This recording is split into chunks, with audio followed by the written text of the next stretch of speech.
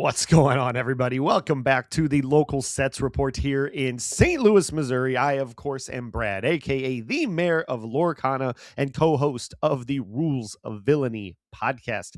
It is super late, so this is going to be all over the place. It just had a long day of DLC Richmond. I wasn't there, but I was at home streaming it, watching it, having a great time, and rooting on Andy and Kristen here from the Rules of Villainy team who made it to day 2 and was so thrilled for them. I want to give a special shout out to them. I'm sure we're going to talk about that in great length on the podcast later this week. So I implore you to please tune in and check that out. It's going to be a blast, but couldn't be more proud of them.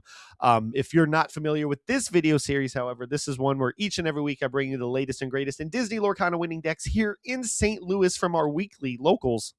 But we are in the set championship season of the Whispers in the Well meta. So for the entire month of January, I'm going to be giving you the winning decks from everybody who's generous enough to share them with me to celebrate their success here on this channel and the stores and just all the Disney Lorcana love that we have here in the St. Louis community. I have 4 decks for you this week from 3 different stores, and you'll see what I mean by that when we get to the final one. It's a really special one. I can't wait to share it with you. But yeah, that's my spiel for the intro. Let's get into the first deck and have some fun.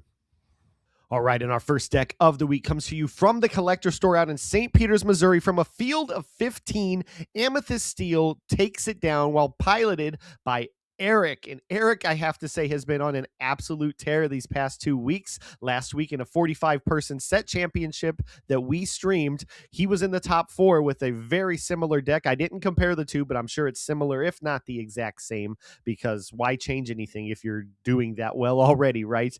But here at the Collector Store, 6 of the 15 decks were Amethyst Steel. 5 of the top 8 were Amethyst Steel. We only cut to 4, but of course, all 4 of those were Amethyst Steel. I know this because I was in that field, and the only 2 losses of the day that I took on my blurple were this Amethyst or an Amethyst Steel like this. I didn't get to play Eric, unfortunately. I probably would have lost there as well. But when comparing the 4 there in the top cut, this is the only Amethyst Steel that's still running the Yzma Conniving Chemist. That is a 3/3 quest for 2. And instead of questing her, you can exert her to draw up to 3 cards until your hand has 3 cards in them. So I'm sure he got plenty of value out of that. Not a lot of people are expecting to see that Yzma anymore, but it's a great way to replenish your hand if you didn't find your Dumbo package or your Genie or whatever else gets you draws. Demona on 6 is always an option as well because she's just a big 5/6 quest for 2 and allows you to fill your hand up. But it does come at the cost of filling up your opponents as well if they don't have 3 cards as well. But looking at the rest of the deck, it is the Amethyst Steel that we have come to be familiar with for these last several sets, and just curves out into a great consistent, frustratingly consistent deck is what I've been saying on our Rules of Villainy Discord quite a bit as we've talked about this through the DLC Richmond conversations this past weekend. So congratulations to Eric. It was fun hanging out with everybody on the day, the only set championship I got to participate in this weekend. But yeah, he got it done in a very tough field of other Amethyst Steel players and just couldn't be happier for him. So congrats one more time. All right, surprise.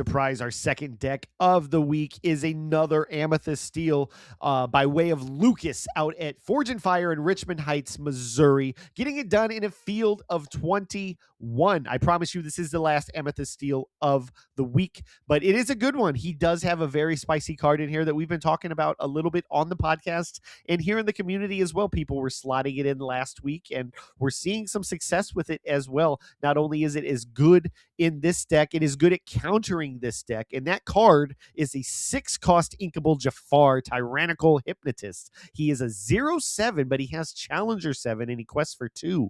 But the main reason why this card is in this deck is because he has the ability Intimidating Gaze. Opposing characters with cost 4 or less can't challenge. And if you look at this deck list, the majority of it is 4 cost or less. And when you're just neutralizing this Iago at the 4 cost, it's 4/6, or the Calhoun who gets lore when she banishes something, and everything else here, the Lexington, the Dumbo if you have to, the Giant Cobra, none of these things are challenging. And it locks this deck down. And when you're in St. Louis and you're expecting to go against this deck, you could play this deck and counter this deck at the same time. And that Jafar is the perfect spice tool to do it. And Lucas did tell me in his notes here that this card was very much the MVP and got him this win. So congratulations to Lucas. He did give me all of his matchups. So I'm going to run down those really quickly before moving on. But big shout out to him for getting it done. He's been really, down on himself lately, and we keep encouraging, keep playing, find something you like. It's going to work out for you. There's a lot of variance. There's a lot of luck based, sometimes a draw is just not in your favor. And even he admits in his notes here that he got very lucky with some of his top decks. And that's what it takes. That's what this game takes. And it takes just a little more skill too, to know what to do with the cards that you get. And I know that you got it. So congratulations, Lucas. Let's talk about your play up or your matchups really quickly. Round 1, it was Amber Sapphire 2-0. Round 2, it was Emerald Sapphire, an aggro Little John OTK variant. I'm kind of interested in seeing that. He got that one 2-0.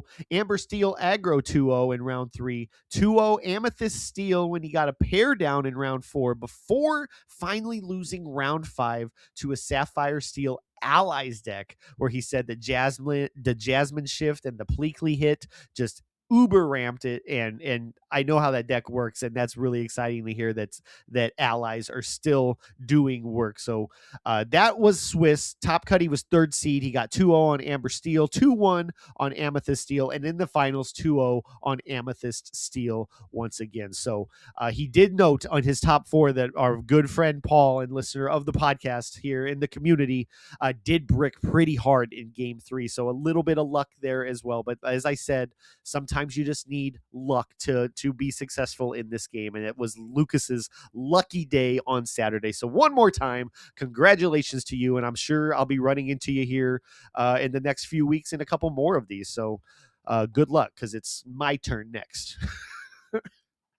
All right, our third and fourth and final decks of the week come to you by way of Bandit's Hideout, all the way out in Freeburg, Illinois. A couple of brothers took this down 1 and 2.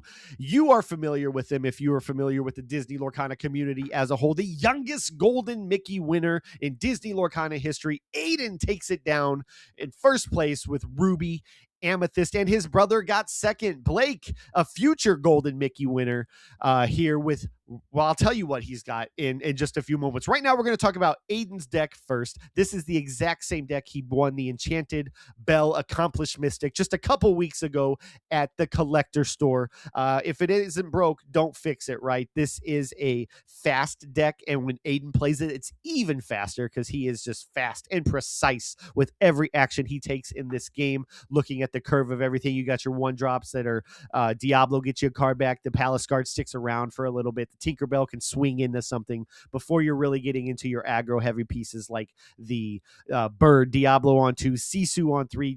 The Peter Pan is really, really good. He's only running one of them, but he is an evasive threat. He's a 1/3. He's the new Surfer Mickey, if you remember her back from Rise of the Floodborn, before we get into the standard purple or amethyst that we do know in Dumbo, Genie, and Iago. One of the Hercules still in there, who is a really, really fun card. I don't know how much success he had with that card, but we've seen him on streams before make use of that card, probably when he had more in the deck. And then, of course, Elsa's always a 4 of. The Ursula, the Ursula Whisper is in a lot of decks currently. She is a 4/5 quest for 2, but if you boost her for a single ink, she becomes a quest for 3 and gains evasive. So just a bigger threat before the more hard removal comes out with the Headless Horseman. You got the Demonas, you got the Maui Half Sharks. Only one action in the deck, but when you get the Maui Half Shark out there, the Next Stop Olympus card is a card that you need to worry about, because as long as Maui can survive that challenge, he's going to continue challenging after being readied up by Next Stop Olympus and gaining lore while doing that. He's got a little bit of a boost with the metallic or the medallion weights for card draw and strength if needed, and of course the library to get a little bit more card draw when cards are banished there. So ultimately, a great deck by Aiden, a great pilot. He'd be a great pilot to any decks or make any bad deck good even. I'm not saying this is a bad deck. I'm ranting. It is after midnight, folks. But congratulations to Aiden for taking it down. Let's jump into Blake's deck here really quickly.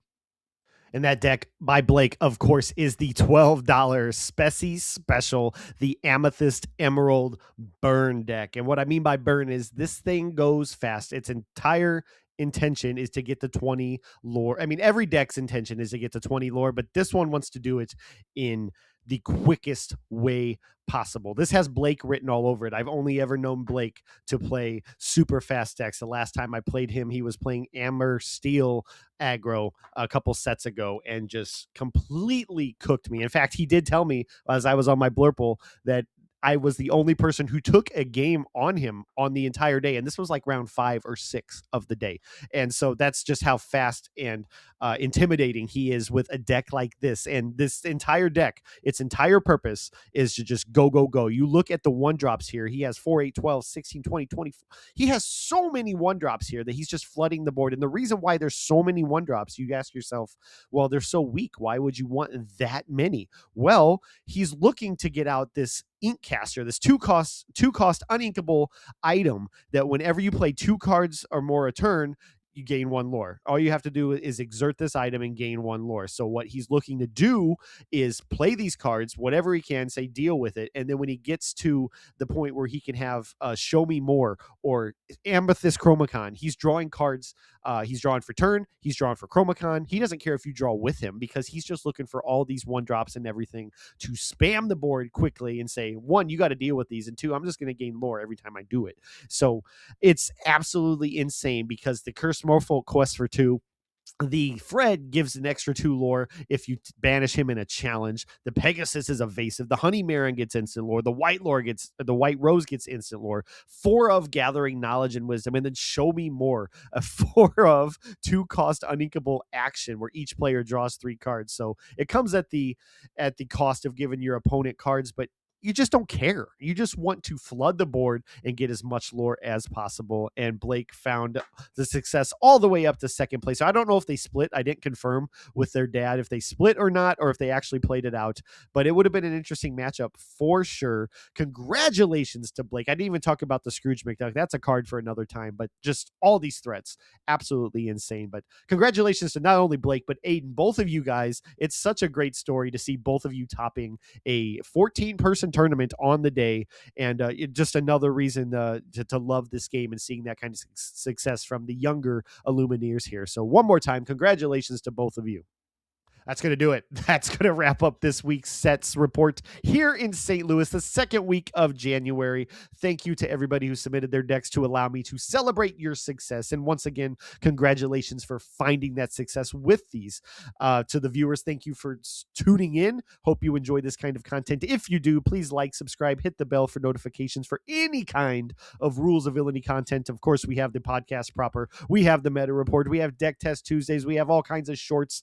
This week, specifically with the podcast, we will probably be talking about DLC Richmond, probably the entirety of the podcast. Andy, as I said earlier, Andy and Kristen both had great success there, as well as everybody who went just had the most enjoyment they possibly could, and I can't wait to hear about it, and I hope you can't either. So tune in Friday when that drops.